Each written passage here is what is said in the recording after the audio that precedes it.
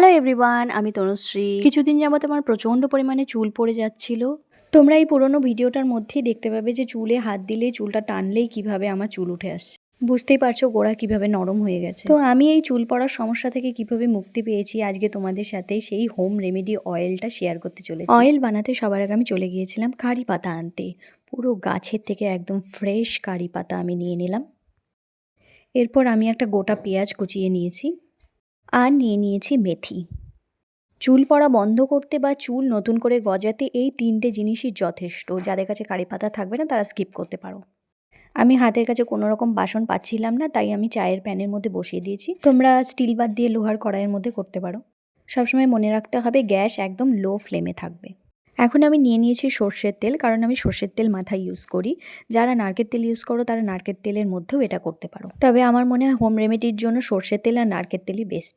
এখানে আমি আমার চুলের পরিমাণ অনুযায়ী তেল নিয়েছি।